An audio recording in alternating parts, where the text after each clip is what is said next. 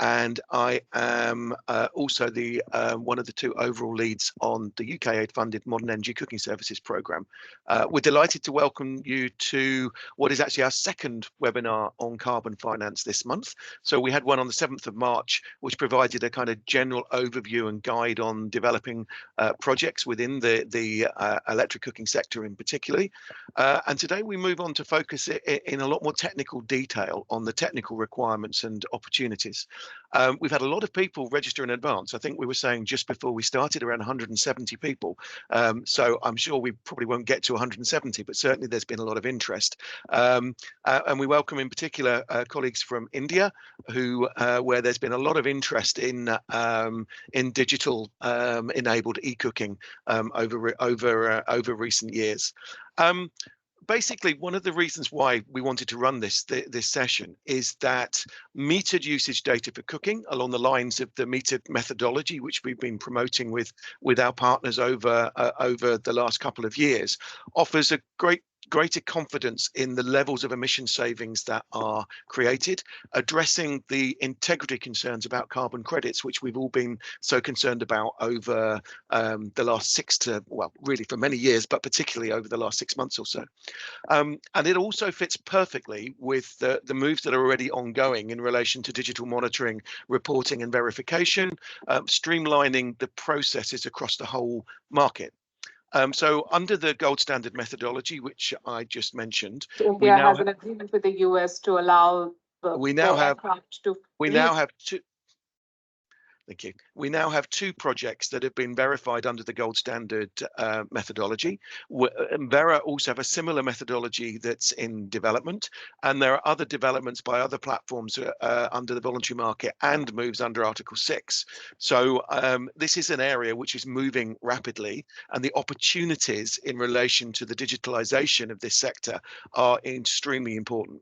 We've also got anecdotal evidence coming through that credit buyers recognise the advances of these new approaches with metered cooking projects, and they're starting to attract a considerable premium in credit prices. However, what we want to look at today is the fact that metered cookstoves and digital MRV require innovations in hardware and in software at the cooking device level for transmitting the data, and also for processing the data as it comes in at the platform level. So there are a lot of different companies that are developing solutions within these different spaces, and there are a number of different approaches.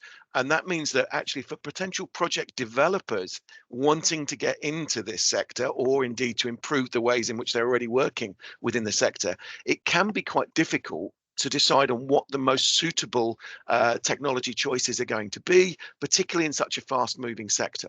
So that's the situation that we had been discussing amongst ourselves for some time. And last year, we decided to fund a team of consultants to review all of the developments within the sector. And we're delighted today that Matt Little and Annika Richter will present their key findings on this work and their recommendations. And after that presentation, we will then have a panel that covers the full spectrum of technical innovation, cooking project development, and the verification of credits, as well as GSMA, who, as you will all know, do a massive amount of work across this sector. So without any further ado, I'm going to hand over to Matt and Annika, who have a presentation that goes into what they've discovered during this consultancy project. So I'll hand over. I don't know, Matt, if it's Matt or Annika that's coming in first, but I'll hand over to you. Hi, Annika. Thank you very much. Hi. Can you hear and see me well? Yes, indeed. Okay, perfect. All right. Yeah, thank you very much, Ed, for the introduction and for setting the scene for us. Thank you also to MECS for giving us this opportunity today. Matt and I are very excited to present to you the work that we've done on digital MRV for modern cooking, which we carried out between September and December of last year. And we worked on this as a team of independent consultants, including the two of us, along with Dr. Aaron Eels from University of Strathclyde, as well as Zoltan Müller-Kapp from Atmosphere. Yeah, dMRV, everybody's talking digital MRV. It's seen by many as a key element in fixing the integrity crisis that the voluntary carbon market is currently experiencing, as we've already just heard. So the expectations are certainly very high, and the initiatives around digital MRV are plentiful. So in our work, we looked at where do we stand with digital MRV in the clean cooking sector at the moment, and what are the existing challenges and opportunities.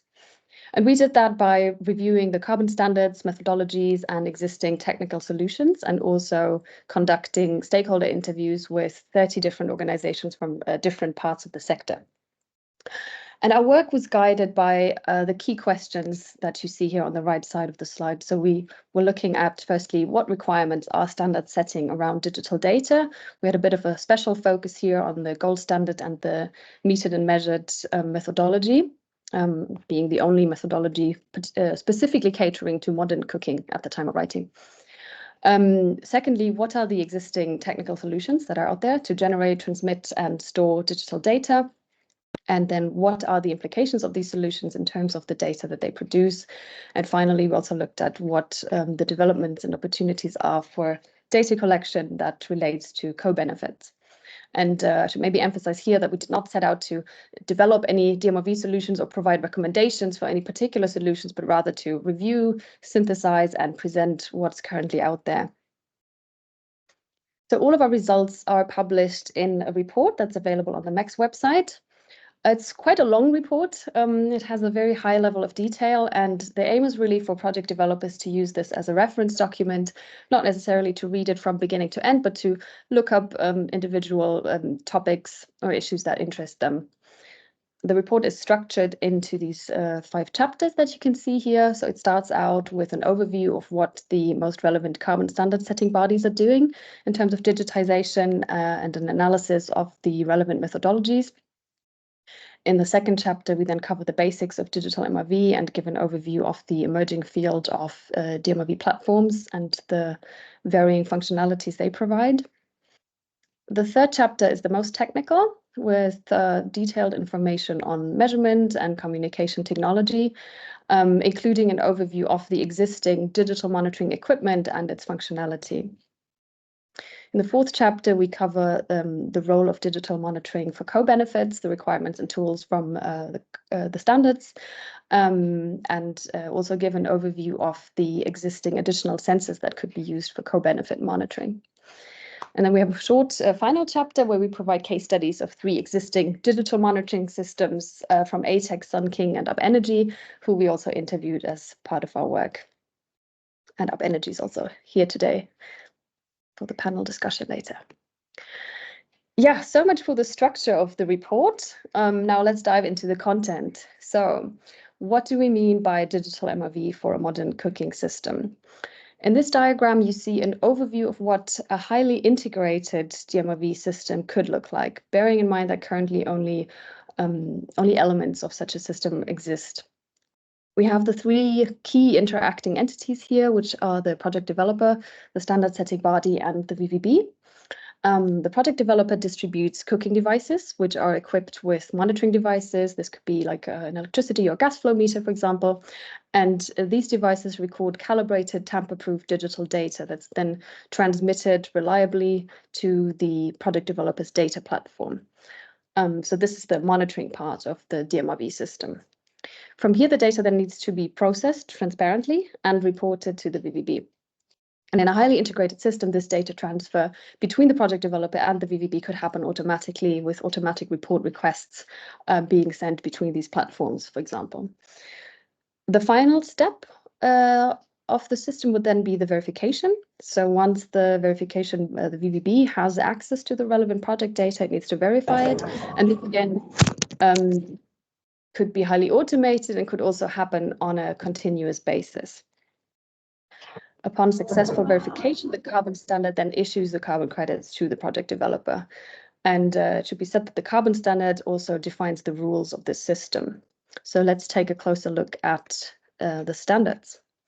So in our review of the carbon standards and their requirements on digital MRV, we considered the 3 most relevant standards, namely UNFCCC or CDM, Gold Standard, and VCS Verra.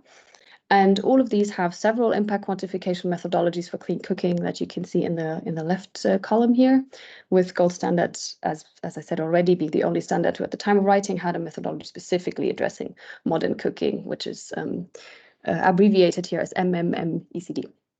And as you may be aware, Verra has in the meantime also published a similar methodology. And we also have the CDM's AMS1E, which does cover electric cooking under certain circumstances.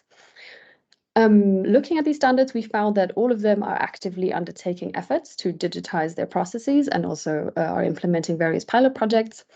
UNFCCC, for example, I mean, we know that Article 6 is still was yet to be operationalized, but the Secretariat has nonetheless been working on an initiative to fully digitize the regulatory frameworks, including automated data input and tools such as a PDD tool that is currently being piloted. The gold standard has published a vision for digitization and has established 3 working groups to this end, with one of them working specifically on digital MRV. And gold standard is then looking to develop a framework based on the outputs of these working groups. Verra similarly also has a digital MRV working group for which I think they've recently invited experts to apply. And they've also run a pilot project for a digital MRV platform for forestry carbon. And while these digitization efforts are ongoing, concrete regulation and guidance around digital MRV is still relatively scarce. Let's take a closer look at that, looking at the existing digital monitoring requirements that we have in the clean cooking methodologies of these standards. As you can see, we've not only considered modern cooking here, but also improved biomass cookstove methodologies, as there's a big overlap that we thought is relevant. For modern cooking, in the first row here, the key parameter to be monitored digitally is, of course, the amount of electricity or fuel that is consumed in the project. And both AMS1E and the metered and measured methodology have some provisions here regarding the calibration of the hardware, as well as allowing for either inbuilt or separate meters. They also both allow for sampling, with AMS1E stating that specifically. AMS1E, though, allows electric cooking only with near 100% renewable electricity, with a specified cap for the amount of electricity that may be delivered from diesel backup. The metered and measured methodology also includes provisions on how data gaps may be managed and defines a cap for electricity consumption per person per day. Moving on then to the improved biomass methodologies in the second row here. To monitor usage rates under these methodologies, there's always been the option to use continuous use monitoring systems, with gold standard actually particularly incentivizing their use. However, this has been a lonely exception so far. We haven't seen widespread adoption of those, which may now change given the current integrity debate around clean cooking projects. And finally, AMS1E requires project developers to also monitor the supply of renewable energy to the cooking appliance. So here we would also need to use metering, hence digital tools are relevant. And these parameters are the ones that we consider, or that are actually clearly the most relevant ones for digital monitoring. But in the report, we also explore opportunities for digitizing the monitoring and determination of many other parameters.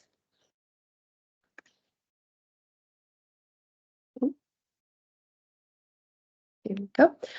There's some aspect that we wanted to highlight, aspects to digital monitoring with regard to the quality and integrity of the carbon credits, because a digital meter alone may not automatically guarantee high quality given the current provisions of the methodologies.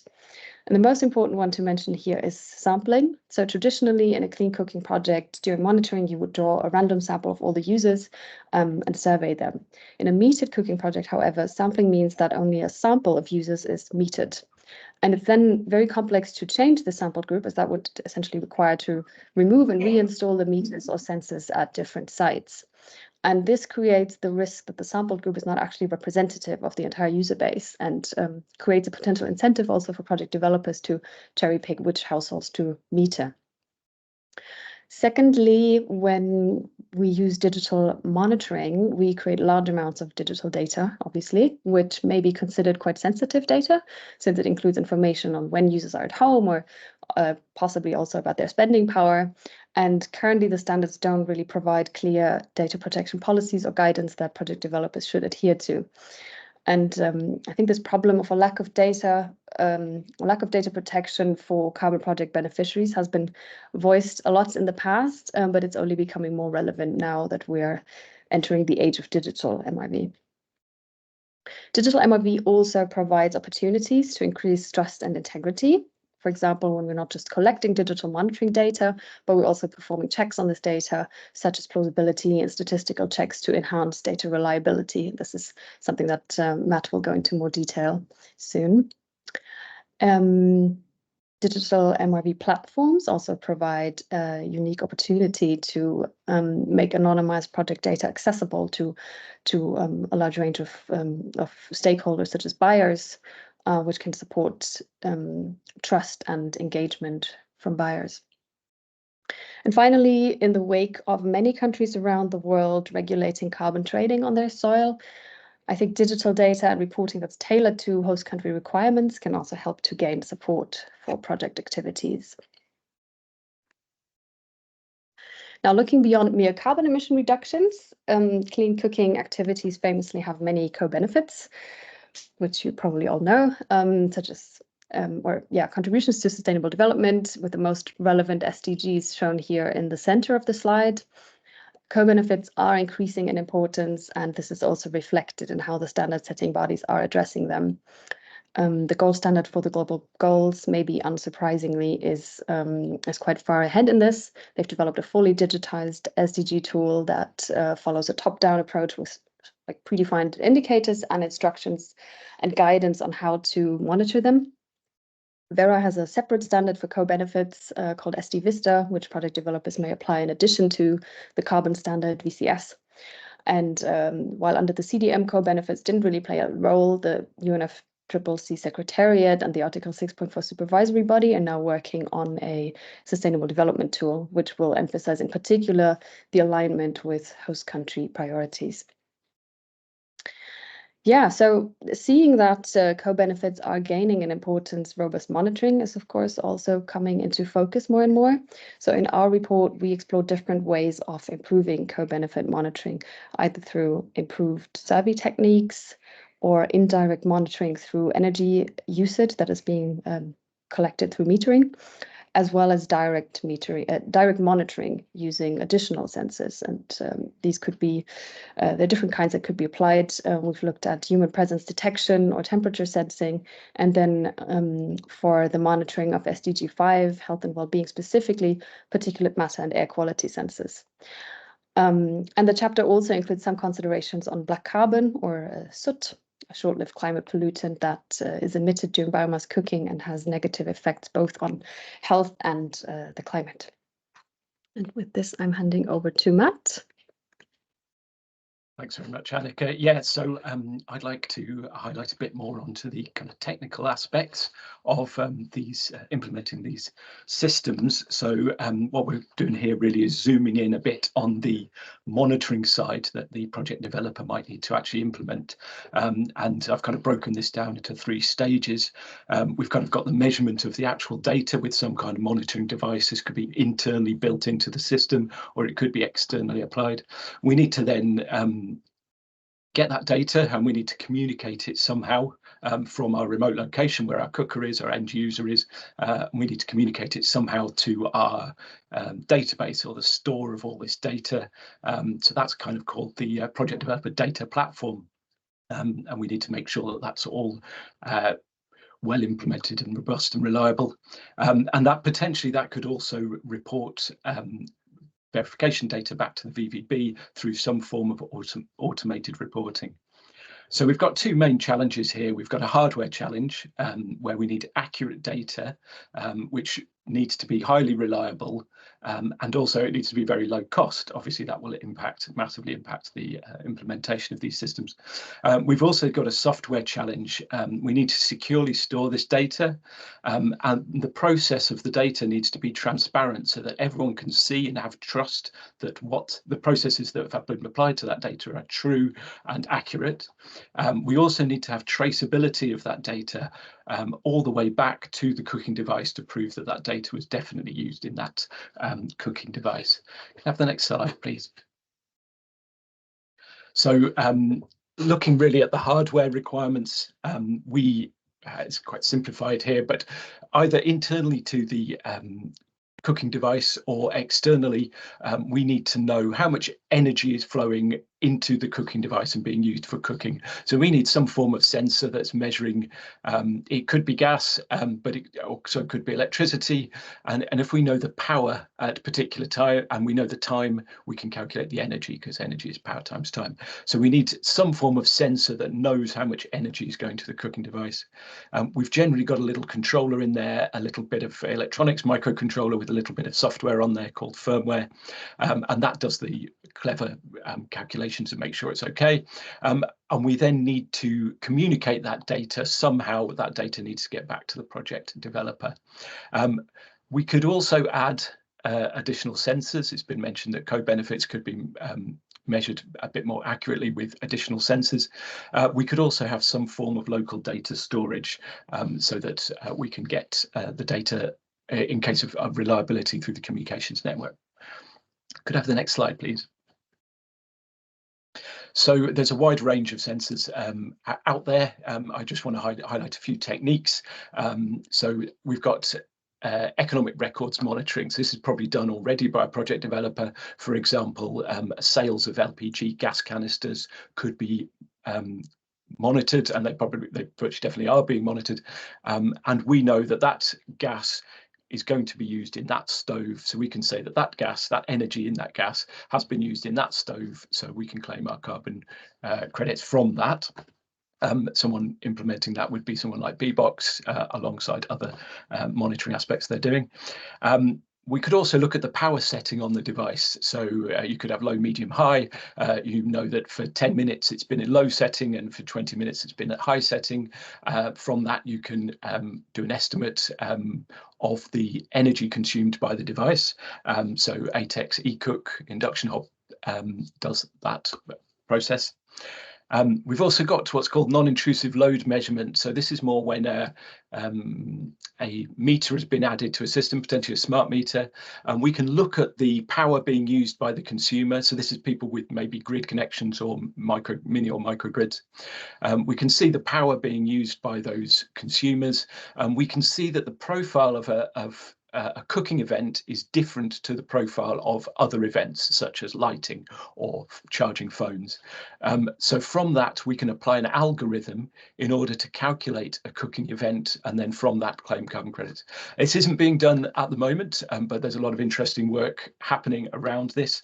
I think Steam & Co are having some work on that, along with lots of other people. Another method would be a current shunt. So this would be, we need to put some electronics actually in the device, and we measure the current flowing through a small resistor, and with that means we know the current. We can also measure the voltage, so we know the power. Once we know the power, we can find the energy. So that's all done internally. That's probably the most suitable system for an inbuilt unit. It needs a little bit more electronics. I think the up energy units use that. We've also got current transformers and Hall effect sensors. They're clip-on additional things. I'm not going to mention those too much. And you've also got fuel monitoring systems where you're measuring gas flow in various ways. So someone's like Paygo from Sun King, their LPG monitoring systems have gas flow monitoring sensors. We've also got code benefit sensors that have been mentioned previously. Could I have the next slide, please? So that data, those sensors, they do need to be calibrated and certified. I did forget to say that, but they need to be calibrated and certified in some kind of laboratory situation. And that certification calibration certificate might need to go to the VVB to prove that the data is correct. So now we have this accurate data, we've got it in our device. We need to somehow get it through to our project development platform, and there's many different ways of communicating this data. I just want to highlight, there's a wide range highlighted in the report. I just want to highlight a few. If you could just move on one to highlight, thanks. So firstly, we've got kind of getting the data directly from the unit. This could be you reading a little meter that's on the unit. You could have a memory stick, or you plug in your phone, or you've got Bluetooth or NFC. You actually need to go there, or someone with a phone needs to go to the unit and get the data. Someone like Up Energy has a plug-in unit.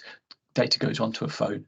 The phone can then transmit the data back, or it could be written on a spreadsheet and taken back. That's probably the lowest cost to implement, but it does need site visits, or it needs an active customer who has a phone and is willing to get involved a bit. If you could just move one on, please. Thanks. So we've also got Wi-Fi. This would probably be the lowest cost to implement in terms of communicating, but in a lot of areas Wi-Fi is not available, or it's not particularly reliable, or it might have quite a high expense to it. So potentially that's not that suitable. If you could move on one, please, Annika. The next method is the mobile phone network, the cellular network. This is probably the most suitable at the moment. We've got kind of 2G GPRS modules. They're relatively low price, but potentially in some countries the 2G network is actually being switched off. So maybe in the long term, you know, these projects are going for 5 or 10 years, it might not be suitable. You have to look at the country you're working in. 3G has generally been leapfrogged by 4G. 4G modules are a little bit more expensive, but they might be a bit more future-proofed. If you could move on one more, please, Annika. And then we've also got what are called low power wide area networks. So these are radio networks that are being implemented, which allow for small bits of data to be sent with relatively low bandwidth, so not much data, and they don't have to be sent really quickly. And these systems are being installed with the infrastructure being rolled out. They're potentially very cheap. There's potentially no data costs, because with the cellular ones you'd need a SIM card and you'd need a data contract. But low power wide area network systems, generally the infrastructure is not being rolled out too quickly. In India there's some work happening, and there's some systems happening in various other countries, but at the moment it's maybe a future option. Okay, if we could have the next slide, please. So obviously cost is a very important part of this. It needs to be a very low cost unit, and at the moment there's not been the economies of scale to really hammer down the costs too much, but it's a spectrum of things. So obviously if it's relatively simple and you don't need much additional equipment, it's going to be low cost to implement. So you've got meter reading. If you need to have local data storage, it's a little bit more expensive, but not much, but you might need to have a site visit to get that data. You've then got cellular and radio frequency systems, but you might need a data plan, you might need to pay for a SIM card. Then you've got satellites, which maybe long term in the future, they're not really suitable at the moment. So we need to factor in the communications data cost and the data plan on a SIM. We also need to factor in the cost of site visits. So if it's low cost to implement the hardware, but actually it might cost quite a lot to have a site visit. And also we've got the cost of the data platform, storage of this data, and all of that needs to be balanced against the potential increased price of this carbon credit from these very trustworthy carbon credits. If I could have the next slide, please. So we've reviewed a number of monitoring devices already available. Some of these are built in to the devices, such as first of all there. These are integrated within the device. We've also got companies, and we're going to hear from one of those in a moment, from KPay, and they provide services to integrate systems into, they can work with manufacturers to integrate monitoring systems within devices. You could also retrofit monitoring systems into devices you already have, an option. We also have kind of external meters, so there's 4 highlighted here. These could be ones that are being installed for mini grids, microgrids. They're kind of smart meter systems. There's an interesting prototype from 4R Digital, which is like an extension lead. And then we've got 3 gas monitoring systems. So obviously the monitoring sensors are quite different in those systems. Yeah, they're highlighted there. So if I could have the next slide, please. So we need to take all that data and we need to have some form of platform in order to store that data and process the data in various ways. And there's such a wide range of platforms being implemented. Project developers already have platforms for operation and maintenance and sales data. So potentially the project developer would need to have a dMRV platform which needs to include this energy data and also needs to include the processing of the data into carbon data. So someone like ATEC have developed their own dMRV platform. We've also got validation verification bodies could have automated platforms where they have automated reporting to get the data from the project developer, something like SustainCert, that's an example there. We've also got the standard setting body. They already have these repositories of data about the projects that they have been involved with. So there's already a repository there. This could be made maybe a little bit more usable, and also we could tokenize some of that data using some of the new systems such as distributed ledger technology. You've also got platforms where they take the certified carbon credit and they sell it to someone, so it's kind of a financial platform. So something like Nithio might be on that. And we've also got what we've called end-to-end platforms. So this is quite a different way of looking at it. So they onboard the data directly from the device. They perform all the checks. They perform all the verification. They potentially turn it into some kind of carbon value, and they sell it directly to a customer.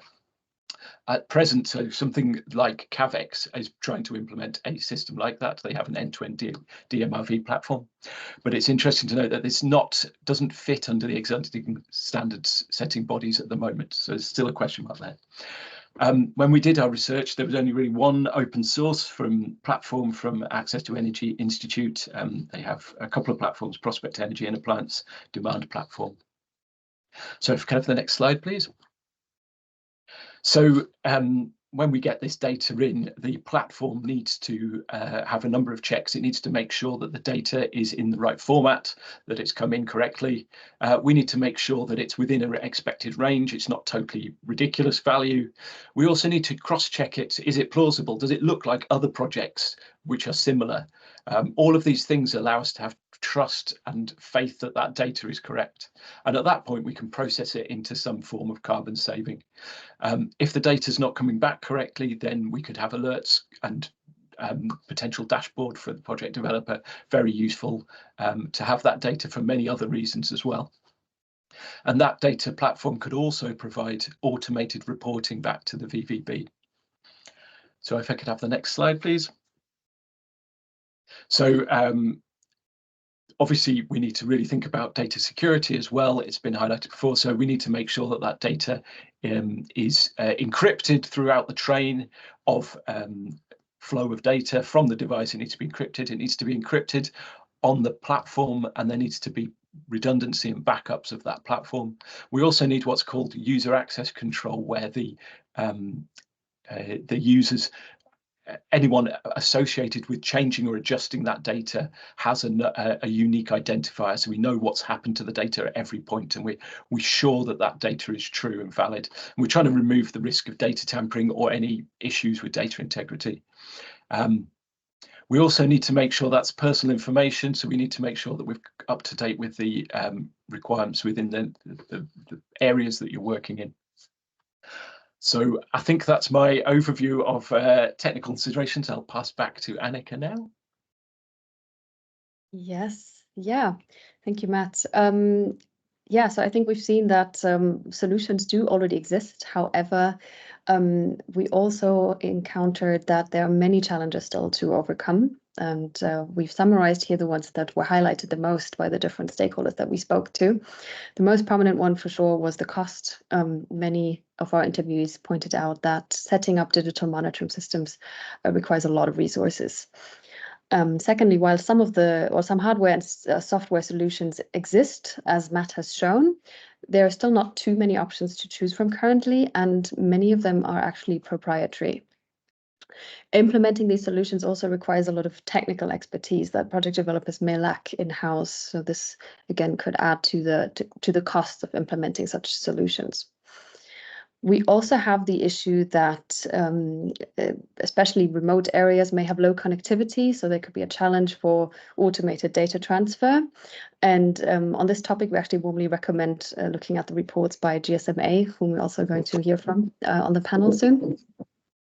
Furthermore, it was often mentioned that while there are currently many parallel developments in the sector, many different technical solutions and platforms coming up, there's very little consensus yet of what we actually need. There's very little standardization of tools. And this is somewhat connected also to the next point, which is perceived lack of guidance from the standard setting bodies.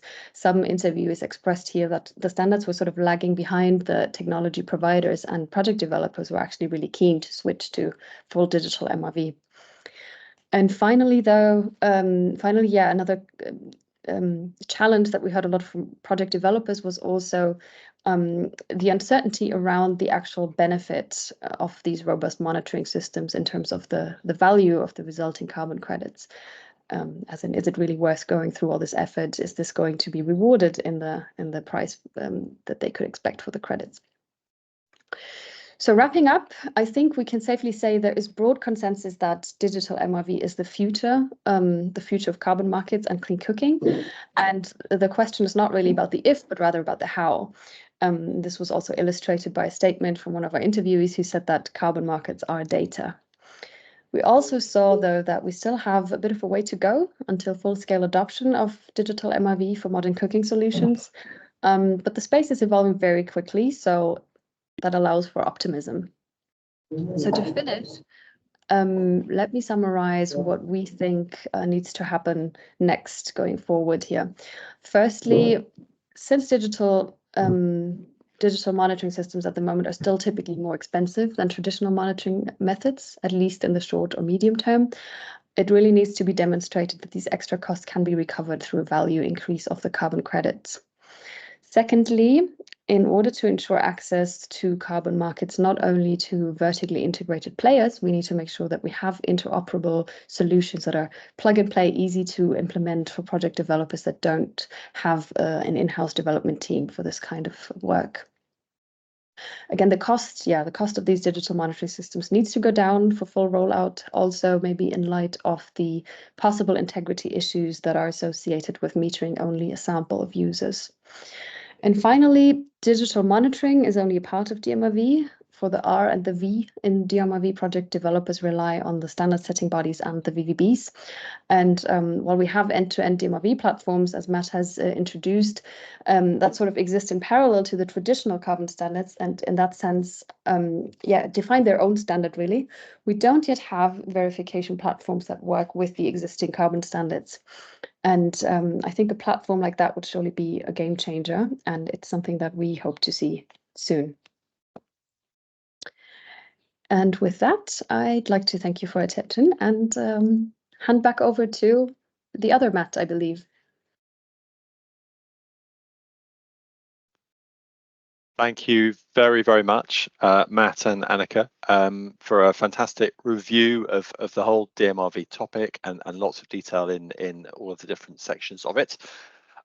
I'd remind everybody that a link has been put in the chat to the report that this webinar is in a sense launching and related to, where there's in a sense a lot more detail, but also quite a lot more explanation. So for some of the acronyms, some of the technical areas that maybe not everybody is fully in touch with, you'll find the report kind of leads you through some of that a little bit more than obviously a short webinar can do. But I think you guys have done a fantastic job of painting that picture and drawing out some of the key points. So we're now going to move on to the sort of second half of this session, which is to open up to a panel of 4 experts from across different sections of the whole digital MRV field. I'd invite our panelists to I guess put their cameras on now, and I'll just briefly introduce you, and then we've got a few questions that we want to kind of lead you through, and then towards the end of the session we're going to open up to questions posted by the audience. We've already got a few of those that have come through, but I would encourage people to post other questions they'd like to put to our panel of 4, but also to Matt and Annika, who we'll bring back in for that piece. So in terms of our panel, brief introductions. So as a project developer, we've got Rahima Mbalamwezi, who's Vice President Operations for Africa at Up Energy, already referred to briefly. And they've got a series of clean cooking programs going through verification stages with the metered cooking methodology. So some sort of first-hand experience of how that's going. We've got Mahesh Badgohar, Business Development Manager at KPay Innovation Limited in India, who are a pay-as-you-go technology platform developing solutions for this area, for metered cooking in particular. We've got Nadine Planzer, Director of Business Development of Environmental Markets at SustainCert, so the official certification body linked in particular to Gold Standard and to some others. And finally, Zach White, who's the Senior Insights Manager at the GSMA, who work across digital, looking to develop affordable access to essential services. So welcome everybody. Thank you very much for your time. So I'm going to go through a few questions which you've had a bit of sight of previously. I'm not going to ask everybody to respond to every question, but of course, if anybody that I've not directly asked wants to jump in, do contribute to the conversation. We've heard, in a sense, and I guess we know, that dMRV has enormous potential. It's not fully implemented necessarily yet, but it has enormous potential, in particular, to drive integrity up, and hopefully, in parallel, driving costs of project development and delivery down. So we've got a range of perspectives on this panel. So I'd like to get your views on the the benefits and the disbenefits, the pros and cons of this broad digital approach. So firstly, perhaps briefly, what do you each think are the greatest benefits of metered cooking usage with the associated dMRV, albeit that full dMRV process may not be fully in place yet, as we've just been hearing. So can we go perhaps for the first-hand experience, first of all, from Rahima and then Mahesh, and then we'll open it up for the broader perspectives from our other two. Rahima, do you want to share a few thoughts? Yeah, sure. Thanks. So based on Up Energy's experience, we have rolled out a couple of electric cooking projects in East Africa, and we are utilizing the metered methodology and are undergoing verification under it. The most important benefit that we see is obviously the opportunity to address concerns on transparency and integrity in the clean cooking space by the use of dMRV. From the perspective of a buyer and a carbon credit buyer and the markets, this dMRV gives an opportunity for accurate and continuous monitoring of usage of cooking devices, so avoids any overclaiming issues. So that's really the biggest advantage, bringing back transparency and integrity to the clean cooking space. And additionally, if we also talk about methodology that is tied to dMRV, for example, the gold standard metered methodology, it is currently the most conservative methodology out there. So that adds a layer to conservativeness that improves the integrity of the space. Thanks. Tremendous, thank you. Thanks very much. So that gets us nicely into the heart of the questions about integrity, and it's great to hear that you're really feeling it at the project level. Mahesh, as someone who's involved in developing tools and techniques and technology in this space, do you share those views? Is this why you guys are engaging in this area, or are there other more and other objectives that you're pursuing? Sure. So being a pay-as-you-go service provider in digital metering technology, as it offers significant benefits for monitoring the cooking energy usage. So particularly when integrated with the pay-as-you-go technology. So basically, this technology allows user to pay for the energy consumption as per their need. So rather than paying a upfront cost of the device, they can pay as per their energy need as and when they require. So the key advantage of this pay-as-you-go technology system is that the ability to provide a greater control and a transparency to the end users. Okay, so with real-time data monitoring through digital meters, user can track their energy usage, then usage closely, like all their energy consumption pattern they can monitor, and then they can adjust their behavior accordingly to avoid the wastage of energy. So moreover, this pay-as-you-go technology promotes the financial inclusivity by allowing user to pay for energy in small affordable payments. So rather than paying a lump sum amount, they can just pay a small incremental payments. Then this flexibility, it allows for a low-income household, which enable them to like use this or to reduce the financial burden on them. Additionally, the digital metering enhances the accuracy and reliability by using this pay-as-you-go system. So the precise measurement of energy consumption, digital meter ensures that they are charged accurately for the energy usage. So it reduces the risk of dispute or overcharging. Furthermore, the integration of this digital metering with pay-as-you-go system, it can enable the remote monitoring and management of energy usage.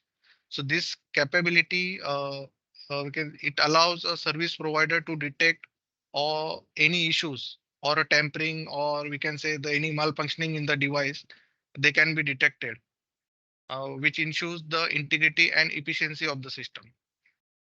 Then we can say overall the combination of this digital metering technology and a pay-as-you-go system, it offers numerous benefits. So including the enhanced user control, then financial inclusivity, accuracy in the billing, then the improve management. So these advancements contribute to more efficient and equitable access to cooking energy services. So ultimately driving the positive socio-economic impact. So that's my view on this. Right.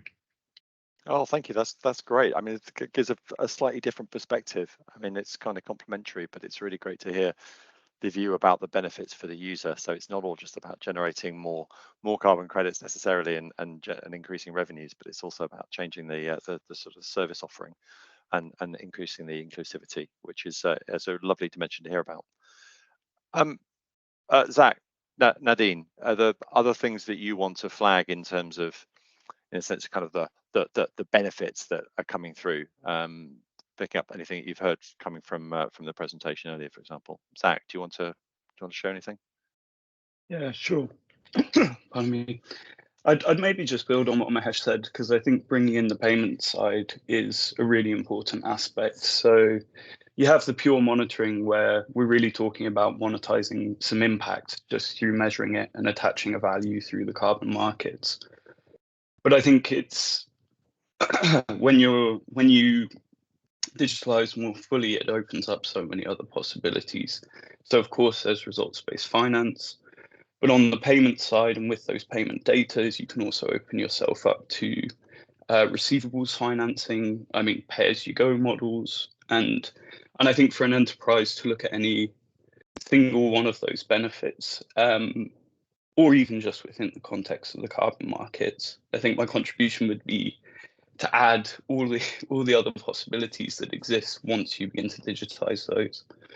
And I think for clean cooking and on the pay-as-you-go side, the solar sector offers, a little bit of a blueprint of where you can go to that. And for example, in some of our recent research or in movements in markets, we've identified these hundreds of millions of dollar deals for companies that 10 years ago were at a stage that a lot of clean cooking enterprises are at.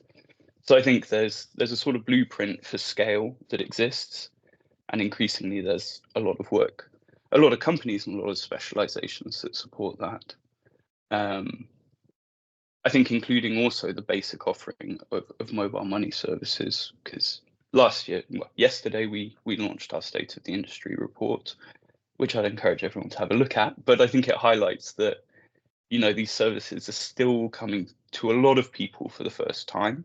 And if we talk about financial inclusion on that side with the pay-as-you-go, there is still a huge frontier of people who haven't been met with those access to digital services, although most people in the world now own a phone. But yeah, that would be my one addition there. Great, thank you. Nadine, do you want to add anything from in a sense, the slightly wider, we've been talking quite a bit about the M bit of dMRV. What about the kind of the R and the V bit in terms of particularly the benefits that your part of the sector is seeing come through? Yeah, thanks, Matt. And firstly, I'd like to thank MECS and specifically Matt and Annika for inviting me to this panel. I think it's important to keep the conversation alive on digitization and how we operationalize that into carbon markets, especially with all the criticism on a lot of the projects, in the press. And so I think this is a great step forward. And so I commend you all on the report that you've written. I think, from the verifier's perspective, I would say sort of the biggest sort of benefit to digitizing the monitoring of data, specifically metering cooking usage, is that we're getting complete data sets, right? So we're getting, and this is, of course, if a VVB is equipped to connect to a platform or has a platform themselves, has an API connection, has the availability to have data ingest to get data, we would be able to, let's say, verify complete data sets. And this is, of course, much different than using a sampling approach or even, bias when it comes to surveying, for example. And so the criticisms, from maybe buyers, et cetera, and from others, you would basically be able to show, well, we've verified, a complete data set of, X amount of households who are using, the stove. Of course, there's still room for data errors, for example, like we said, tampering, or if there's, non-connectivity. But as we get the data closer to the source, we do have the availability to check this data, potentially with algorithms as well. So yeah, if we get the data automated from meters, it just decreases the room for human error. So I do see, clear benefits from metering data. Brilliant. Well, I asked you all a leading question, which is what the benefits are. I think we ought to turn, in a sense, a little bit to what the challenges are. And Matt and Annika have given us a good sense of that already. We've got, in a sense, some early adopters on the panel. So in a sense, everyone is slightly kind of converts to this space already inherently. But I'm sure you'll be aware from either from your practical experience or the research that you've been doing in sense what you feel are the barriers to, again, I'm really talking about the kind of metered approach to cooking, but then the wider dMRV that spreads out from that. So I guess the question is, what do you feel are the particular barriers to seeing these approaches spread out of the kind of pilot and small early adopter projects to really be the mainstream for clean cooking? Actually, let's turn it on its head and perhaps go first back to Nadine and Zach to get the kind of verifiers and the GSMA's perspectives, and then we'll hear about the experience from the front line. So Nadine, do you want to pick up again on that? Yeah, so I'll keep going. So acknowledging, the benefits of dMRV, we talked about it already. We want to have more integrity in carbon markets. We're, looking at data. We're having, pay-as-you-go services. We're having more inclusivity. We're potentially increasing speed and scale of climate action. This is what dMRV can do for us. And so, SustainCert has been piloting dMRV solutions, a digital verification platform for renewable energy projects, for about 2 years. And, what did we learn from that? And we realized that, how do we best approach dMRV in carbon markets? Do we need to, retrofit outdated methodologies to include dMRV approaches? That's kind of what we thought about renewable energy. Hey, you have ACM 002 methodology. Why don't we use a digital verification platform and we can speed up everything? We have greater transparency. We will use algorithms. But then we kind of came to the idea that then we came to the point of like, how do we do this? How do we implement this? How do we operationalize this platform? And so you then come very quickly to, okay, let's go talk to Gold Standard. Let's go talk to Verra. Let's talk to the standards. See how we can, make this a reality. So, that's where there's still a lot of work. We feel that when we're rolling out dMRV solutions, how do we currently integrate that into the rules and requirements of the standards? As a VVB, we're ISO accredited. You can also look to ISO to see, is there anything around digitization, digital verification? There isn't right now. So there is no standard right now out there that specifically relates to us in our work in carbon markets. So then you quickly go to the standards. Okay, so how do we, use our approach? Of course, then it's like, well, it needs to be available for everyone to use. It needs to be open source. We said that's fine. We can make it open source. But how do we integrate it into the rules and requirements? And that's that's where there's just a lot of, let's say, there's no consensus yet on what's the best way forward. I would say the standards are doing a good job in looking at how do we digitize the process, right? So you have the project hub from Verra, where you look at, so we have a process, we want to digitize that process. You have Gold Standard who's starting again, they're piloting on dMRV. So there is action, it's just, a timing issue. We feel like we were sort of 2 steps ahead with developing a verification platform and tested it out on projects, but we just kind of were, it was difficult to integrate that into the current rules and requirements, right? So I feel like the standards, they need to come out with a clear vision. How do we best engage with actors in the carbon market and all actors? So, not project developers, technology providers, users, and also validation and verification bodies. And I think we can't forget about the verifiers.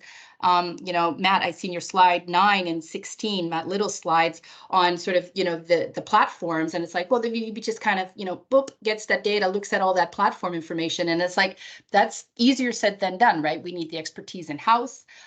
Do we do the import checks? Do we do the statistical checks? Do we do the cross checks? Or does the project developer do that? To what point does the VVB need to fulfill their role in this process? And so therefore we need to engage, I would say, with all players. Interoperability is also something that's important in order to scale up adoption. And of course, we already touched on, readiness and matureness of product developers and the technology and the costs. I'd know a little bit less of that, but I think it's been very much highlighted in the report. And of course, yeah, like I said, just the ISO and also the independent standards, sort of them giving the guidelines on, how do we best operationalize dMRV approaches. I would say those are the barriers that we're still facing. And so these kind of conversations, I think, are really important to move forward. Thank you. So there are a lot of players, and everyone needs to be working together, moving together, and you can't innovate as fast in some areas as others because you need to keep fair open platforms. You need to keep things working to acknowledge standards, etc. Zach, what's the GSMA sort of perspective on this? Well, I think I might have to give my perspective on this. I'm not sure we have a company line, but I think the kind of biggest challenge I would suggest, or a big challenge, is just lack of clarity, particularly in terms of a return on investment, but also access to technical knowledge. So the proposition of digitalizing is efficiency in operations and potentially a higher price through either measuring co-benefits or integrity. But I think in a lot of cases, if you're moving from an analog position to a digital one, the payback on those investments, and that you have to make a lot of those investments up front, will mean that you're dealing with a lot of uncertainty. The clean cooking sector is advanced in that, I think it's something like 90% of companies with the Clean Cooking Alliance have either registered or are in process with the carbon markets. So as a sector, there's a familiarity with the carbon markets. But even in that situation, I think there's a real lack of clarity of when it would make commercial sense for an enterprise to do this. And a lot of that is attached to the pricing within the voluntary carbon markets, and that there's very unclear price signals as to when something will command a better price, and accordingly if it's worth going down that process. And that's to say nothing of some of the kind of technical standards or information and how these change markets by market and access to hardware. But I think I could sum it up of just, a lack of clarity for a lot of actors when you're standing as if it will make commercial sense. It may, but it may not be clear that it does. Great, thank you. And I guess our efforts here, your efforts in lots of other ways are all trying to kind of go towards that clarity and that knowledge base. But I think to kind of go to that particular point about the commercial proposition, can I invite Rahima to share your views, if you like, about where, as a developer, you've seen the particular challenges on getting to grips with this space? Yeah, thanks for that. And just to echo what Zach said, I think the clarity perspective on costs and the premium, for example, that would come out of for example, carbon pricing that is generated from digital metered projects is still quite a big barrier to developers. There is a considerable capex costs for the hardware, the SIM card, software, cloud, all that, all those systems are an additional cost to a typical clean cooking project, and they add a considerable, cost line to developing or reaching the same number of households.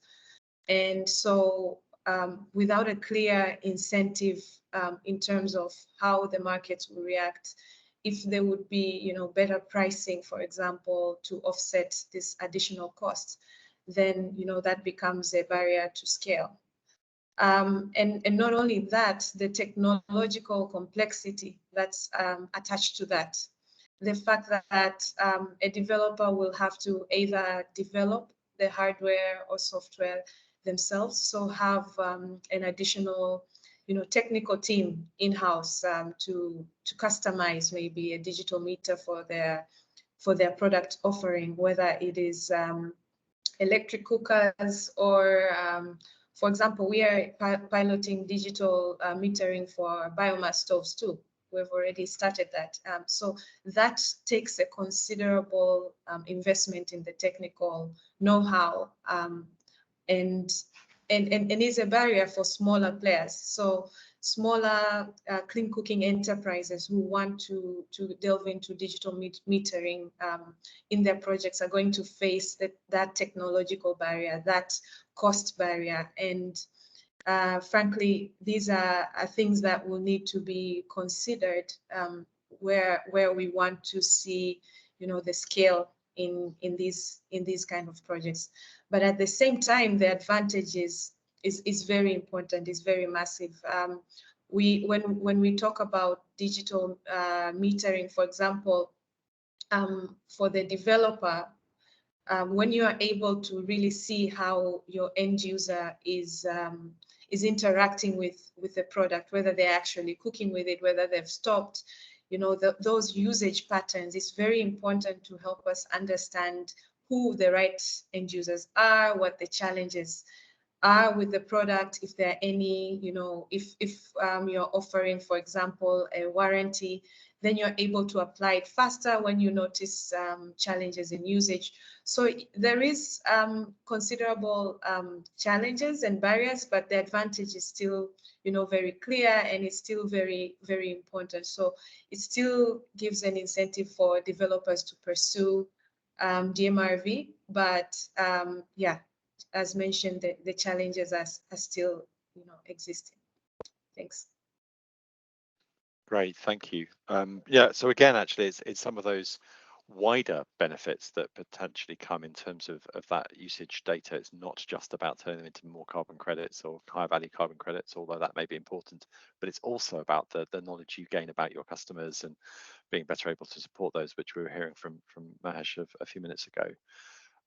Mahesh, just coming to you on this, we're still in a sense on this question about the biggest barriers, the barriers in potential to kind of scaling out of pilot and small project examples. Anything else to add to that part of the discussion? So as for me, the cost is the biggest barrier to spread this dMRV because by adding the having some additional sensors and equipment to monitor data, so it increases the overall cost of the device. Okay, so the upfront cost of device is increased, which can be taken care with the help of this pay-as-you-go model. So again, the cost can be reduced if the integration happens at the manufacturer level, because there we get a benefit of the mass production. So that can be considered. The second barrier, I think, is the infrastructure, because inadequate digital infrastructure hampers the real time monitoring, especially in the remote areas where the network is not available, or mostly we have developed the solution for this issue the offline solution where the internet is not at all required. In the Matthew, in his presentation, he said that the technology is moving from 2G to 3G to 4G. So, but it becomes expensive to use the 4G modules in the devices for the monitoring purpose. So again, that thing need to be considered. The alternate for that is to use the offline solutions, the Bluetooth things where the device can communicate with the user's Bluetooth and then send data back to the server. Then like in the presentation, Matthew said about the LoRa technology. So the technology can help to overcome these barriers. So that's my view. Great, thank you. So yeah, we were hearing about the diversity and range of different solutions that are possible in the presentation, and it's great to hear that you share in a sense the need for different solutions for different contexts. I'd like to turn to delving a little bit deeper, I suppose, into some of the choices of hardware and solutions that we were hearing about in the presentation, and in particular at the kind of level of monitoring. So not so much at the platform level, but at the level of hardware and software solutions for monitoring. And as Mahesh was suggesting, there are a variety of choices there. Some cooking appliance suppliers are developing their own solutions, while others are looking more to sort of third-party technology companies like KPay. Some solutions are very kind of bespoke, and others are intended to be open source. And there's some discussion of those things in the report that our consultant colleagues have put together. So I'd just like to draw out some views of these kind of different approaches. We've got a lot of innovation going on in this space at the moment. Are we likely to see, in a sense, people focusing down on a smaller number of solutions, or actually are we likely to see a growing diversity, maybe with solutions tailored to very, very precise circumstances? Actually, I'm going to come back to Mahesh. What's your view? Are you guys really fixed on a particular technical solution that you're going to drive through, or are you diversifying for different purposes?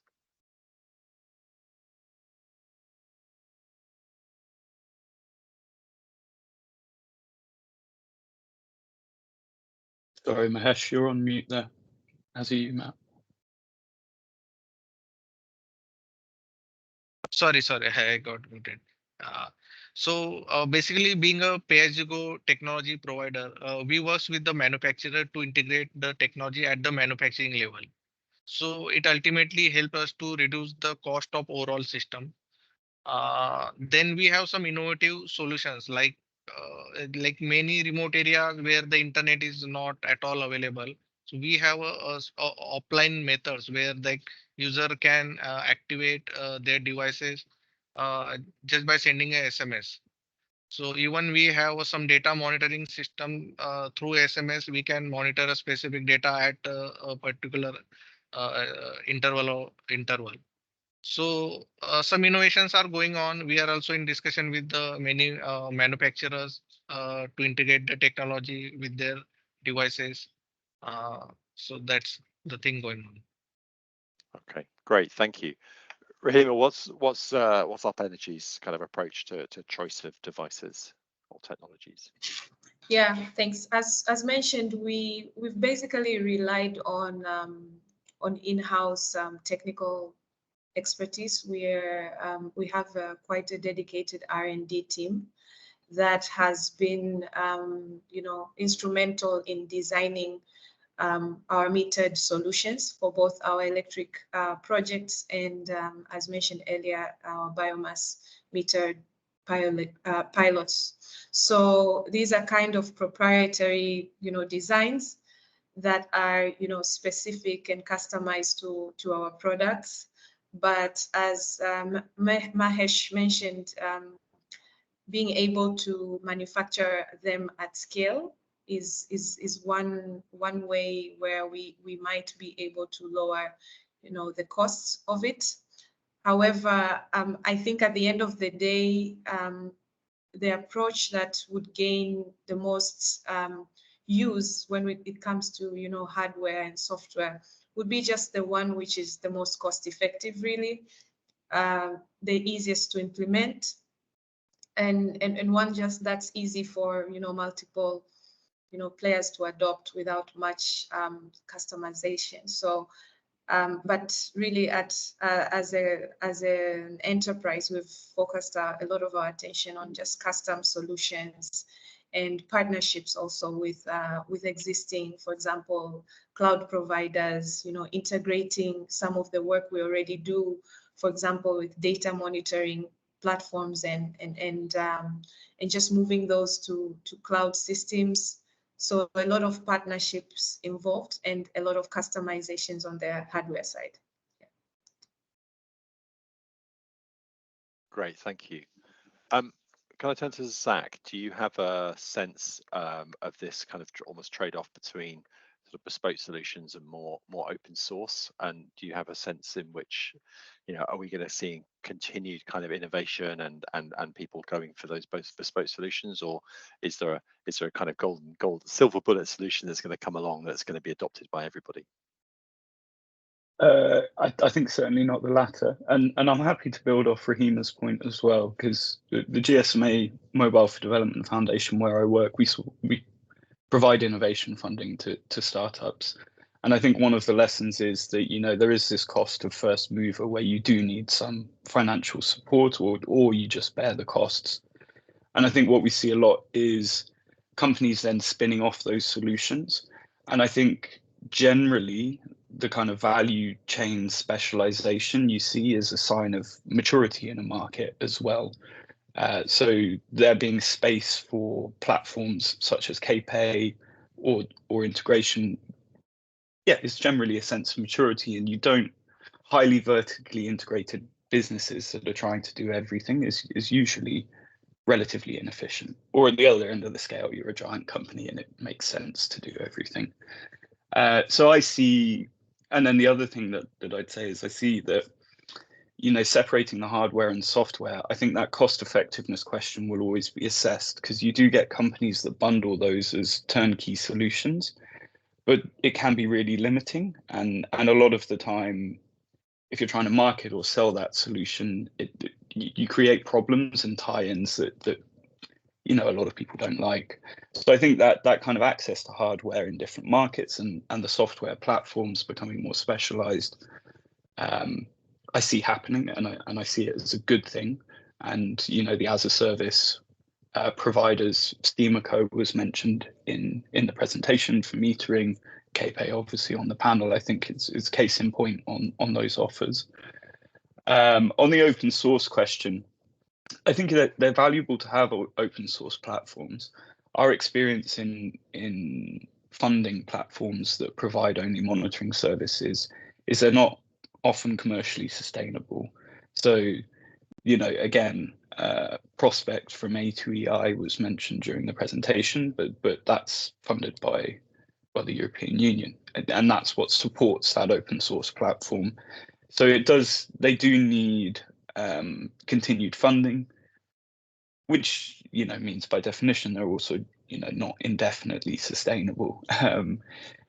So that I think they're welcome and having those plug and play aspects, but maintaining those, and then, you know, those open source platforms that are donor funded will also be competing with some of the ones that are trying to operate on a commercial footing. So there's a little bit of a question of, like, you know, how distortionary some of that funding can be sometimes. So yeah, to summarize, I think on, you know, any single solution, I think absolutely not. On the software side, having agnostic platforms that can integrate to various different payment or hardware systems across market is a great thing to have, and those are operating. You can see examples of those emerging, and they're a sign of maturity. The open source, fantastic to have, but again, you know, do rely a lot of the time on donor funding to support that offer. Great, thank you. So I think there's going to be an ongoing role for the likes of GSMA, maybe MECS, maybe others, to go on helping you know, project developers to navigate this space, because it's clearly going to remain, you know, and rightly, I guess so, a space with a lot of opportunities, a lot of different choices. I guess that's the purpose of the report, partly that's been put together, and also on the MECS website where that particular report is held. There's a bunch of other guides in a sense to developing carbon projects, and I think we're all going to have to go on helping people to make some of those choices. We've only got 15 minutes left, and I want to open up now to a few questions that we've got from the chat. We haven't got that much in there, so if there's additional things that people want to ask, please do post those in there. We've got several kind of questions or comments that are, I think, really asking whether there is further training and guidance and support and advice available. And I think rather than putting that to the, well, let's see if anyone on the panel particularly wants to put their hand up to that. I would just say that as this carbon website that I mentioned that the MECS program has put together, where this particular report from this webinar is hosted, there is also a wealth of other materials there which are intended to be guides to some of this. And one of the particular questions I think was about in the chat was about how to use the metered methodologies. How do you actually use data? How do you make those calculations? And how do you integrate efficiency measures and so on? So I think there's some guidance for that in some of those existing materials. But does anybody want to flag any particularly valuable sources of guidance and help for those who are venturing into this market? You don't have to, but Zach, is there anything from the GSMA side that you would point people to? Forthcoming. I think in the next few months we plan to publish a guide or a web page that brings together resources on this. So watch that space. But I think at present, you know, and I should say, I haven't said, it's a really excellent report, and I think the work that MECS have done is also commendable in the space on the standard side. I think one of the greatest challenges a few years ago was the absence of the methodology. So achieving that is huge, and I think overcomes one of the really big barriers in the market. But I think I'd point to your report on the technical side. I think it's one of the most comprehensive. Other than that, there's general guidance on the carbon, entering the carbon markets, but I think the Clean Cooking Alliance resources are some of the best on the sector in specific. Very good, thank you. Okay, there's one question in the chat which is asking about the opportunities for doing monitoring and metering of other forms of cooking, not just electric. So I think, Rahima, I think you mentioned that you're beginning to do metered cooking for biomass. The particular question was around metering LPG. Now, as far as I'm aware, it's perfectly possible to do metered of LPG usage. Does anybody want to kind of comment on that in particular, the opportunities to use, you know, metering data for other forms of cooking? Yeah, I can talk about that a little. So we're doing metering for biomass. Again, it's a pilot. We're using thermal sensors, and we've developed customized metering and data collection and all that for the biomass stoves. But it's very possible to do LPG metering. It's already being done, those in the market. And I think the reason why LPG metering is pretty prevalent, for example, in East Africa, is the pay-go that Mahesh mentioned, the affordability factor, that when you are able to pair LPG with a metered device and with a pay-go solution, then, you know, low-income households are able to kind of pay for fuel that they need, maybe in daily small consumption amounts, rather than having to, you know, to purchase the whole, you know, gas cylinder, which is usually quite, you know, pricey and becomes a barrier to the majority of households. And it's the same thing we are seeing with electric, you know, pay as you go, that that affordability factor that is introduced when the EPC, for example, is paid for in small installments, and, you know, somebody can cook with whatever they use to purchase biomass for the day, then they just use that same amount, whether for their electric cooker or for their LPG unit. Then, you know, it's completely a concept that is feasible on all technologies and is actually widely adopted in East Africa, for example, in Kenya and the like, in Tanzania. Yeah. I could maybe add to that and give the specific example of Sun King, who we actually included in the case study of our report. So they have implemented a digital MRV, digital monitoring system for LPG in Kenya. Great, thank you both very much for those. We've got a clutch of questions which are broadly around, I think, the kind of integrity and the sort of security of the data and the evidence that's coming from metered cooking. Specifically, Simon Batchelor was asking about the idea that, in particular, you're potentially in off-grid situations and in rural situations doing, maybe manual data collection via USB and entering those data into spreadsheets and so on. Is how do you ensure the quality and the security of those data before perhaps they enter the more formal digital MRV platform that can then probably have kind of security checks on access and so on. So is there a concern at that very early stage of data collection when it's still quite manual? I think, Mahesh, did you want to say anything about that? Because I think that's one of the solutions, in a sense, that's in your suite of offerings.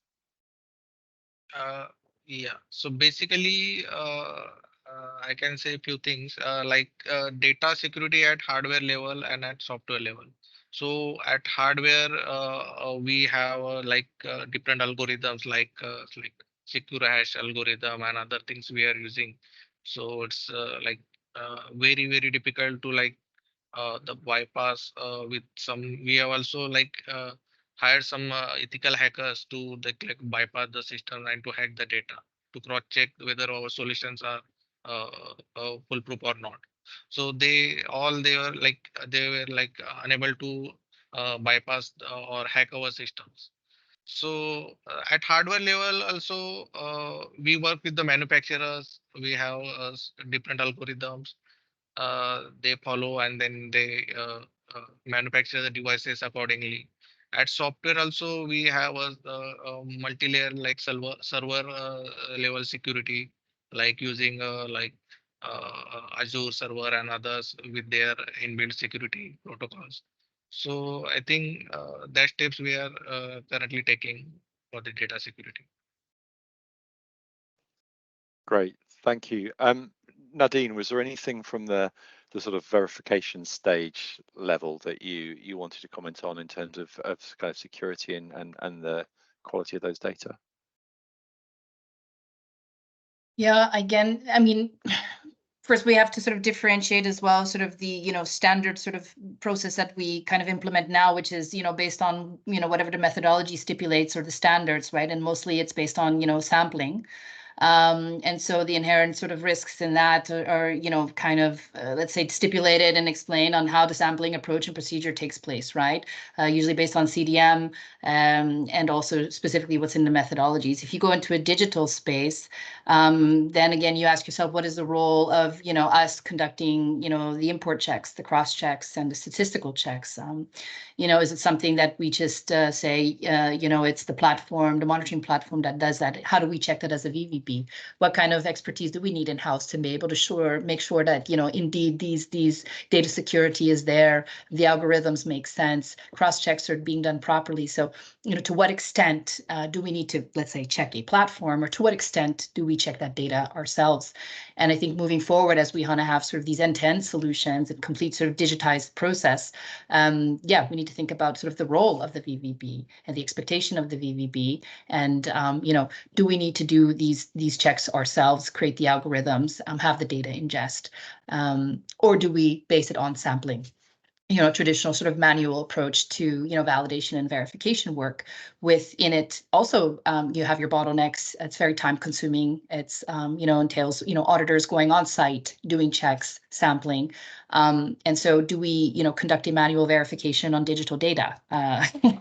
So these kind of things we moving forward is something that SustainCert is, actively looking at, what kind of role should we play? And again, how can we get this, let's say, integrated into the current rules and requirements?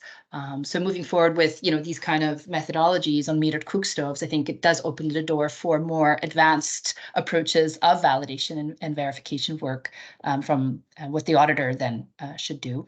So yeah, all these different platforms and, again, how do we, do we need to check every single platform, or is there going to be a standardized approach to, monitoring platforms? So these kind of things we're looking at, where is the guidance from standards around that, and something that we will follow very closely.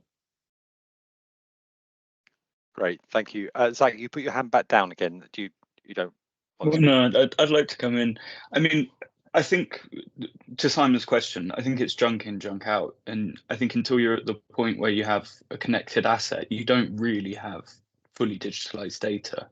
The fact that you have a manual data collection process on usage, and at some point that's been converted into Excel, does not, to me, make that a digitized process. It means you've taken an analog process and presented it differently.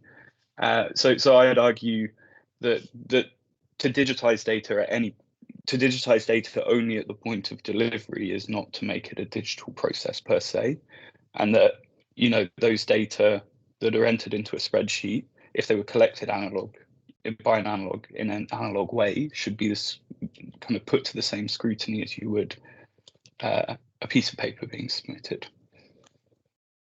Great, thank you. I mean, there was a question about where we've got to with digital survey tools, but I suspect that that's more about using digital means to undertake effectively manual surveys, and I don't think that necessarily passes your junk in, junk out test, unless there's anything about digital survey tools that I'm missing.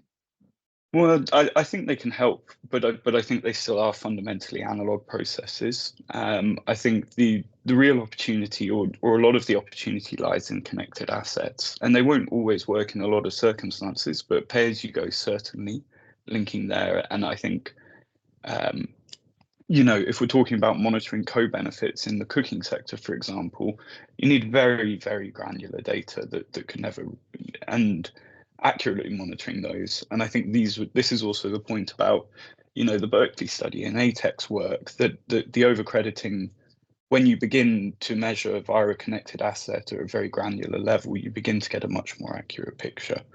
And that's the point I'd make about, a really fully digitalized process is one where those data there's a digital and verifiable bridge from a real world interaction to the data you see on a screen, and there hasn't been a human interface in that process.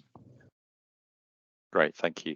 We're very nearly out of time. I'd like to give our 4 panelists just a chance to give me a sort of a 15-20 second response to a very open question, which is in a sense what you see as the real sort of frontier, sort of maybe technical frontier in this area. What are you most excited about developments from your own perspectives over the next 6-12 months in this this digital MRV space? And if you could keep the responses just to a sentence or two, that would be great. Let's go around my screen, which puts Rahima first, please. Thanks. I think for me, what I'm excited about is, smarter tools, smarter cloud data analysis tools that enable us to understand the customer better, understand the end user better, and how they cook. How much fuel they're saving, how much time they're saving from cooking, how much biomass they're avoiding to use, for example. So that's the innovative frontier that is exciting for me, and very good. Yeah, will be beneficial. Thanks. Super, thank you. Mahesh. Yeah. For me, in clean cooking, the exciting advancement are happening across the board. So the new devices are becoming more energy efficient and easier to use. So like we are also developing some different approaches, like where the this digital and manual methods can be combined. So whenever that low network is available, the system should work for the last the people who don't have access should able to use the devices. Then smart software is also making it simpler to monitor and manage the cooking devices from the remote. Plus there is a push in the system that bring everyone together seamlessly. Also, the standards are being set to ensure everything works smoothly and safely. So it's bright future ahead for making cooking cleaner and more efficient, and also accessible to everyone. Specifically, this pay-as-you-go technology is helping to reduce the upfront cost barrier of the whole system. So that's my view.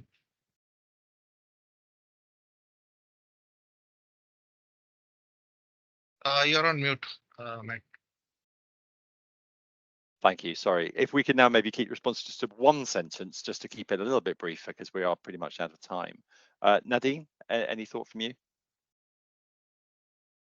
We're excited to engage with the market and look at how we can use our SustainCert platform to have a data ingest and work with the metered methodologies, because we know it's an important, we need to scale, the projects and the market and show integrity. And so we're very excited to work with the different methodologies, Verra and Gold Standard, and creating these APIs to have the data ingest and to do a digital verification. Yeah. Super, thank you. And finally, Zach.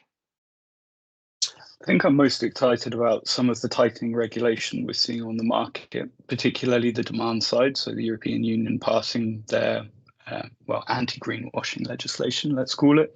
The reason I'm excited is because I think it reinforces that value that you can attach to integrity and gives that strong price signal. So I think those tightening regulations on the market, attaching a higher value to high quality, high integrity credits is a really exciting and a really good thing.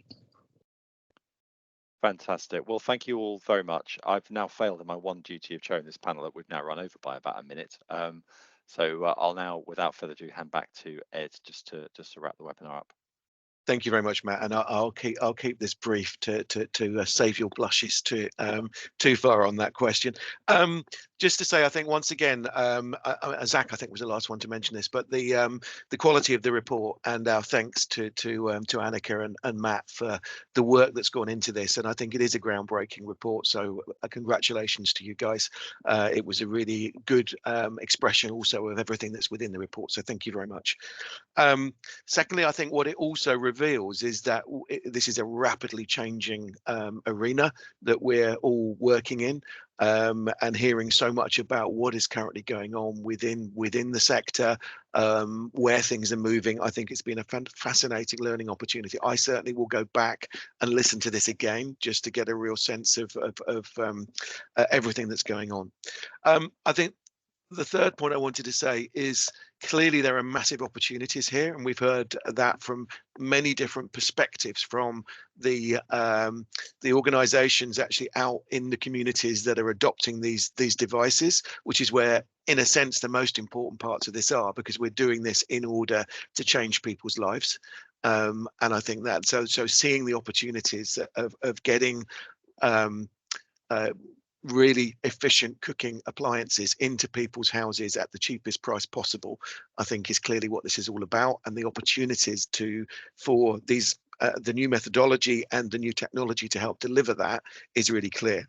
However, what's also very clear is that the level of innovation and rapidity of technical change mean that there are some significant challenges. And I think we heard about the difficulties of the range of different organizations working within the field and how they connect with each other and work with each other and so on.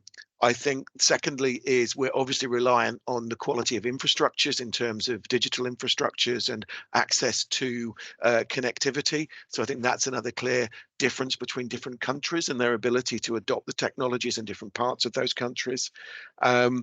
And I think also the whole question around price points and the impacts on the price for carbon that can be received through the utilization of these technologies that give us much more validated data. So I think that's another really important part of it.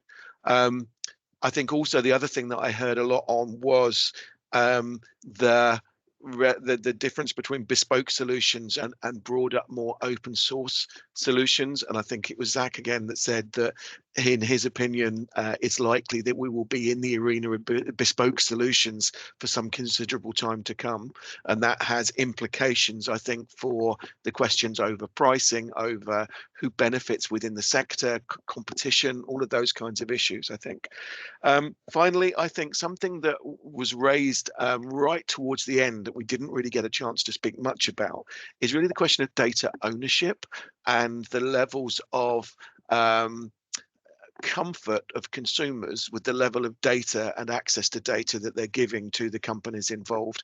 So I think that's another issue that is important to consider within the sector. So so that's what I kind of picked up. I'm sure everyone else will have picked up different things, but they were the ones that really excited or intrigued me.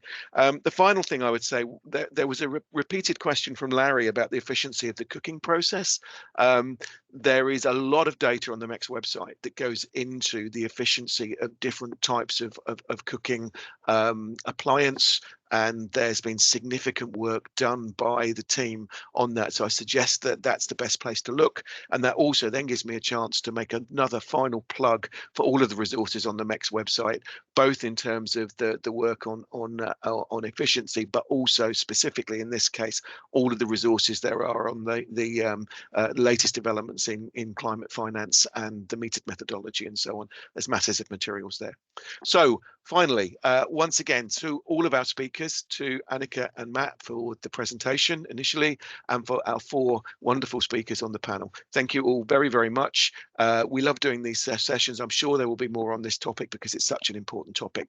But everybody, have a great day and do join us again for one of these sessions. Thank you very much. Thanks, everyone. Great. Thank you. Bye-bye. Thanks, everyone. Thank you, everyone. Bye. Bye. Thank you. Thank you. Bye.